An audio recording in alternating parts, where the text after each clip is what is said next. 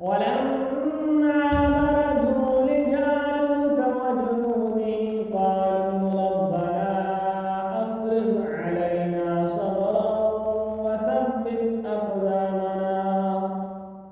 صبرا وثبت أقدامنا وانصرنا على القوم الكافرين فهزموهم بإذن الله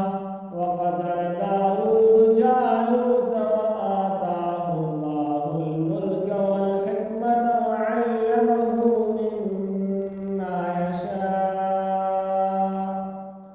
ولولا دفع الله الناس بعضهم ببعض لفسدت الأرض ولكن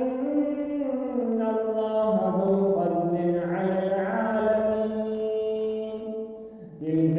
آيات الله نتلوها عليك بالحق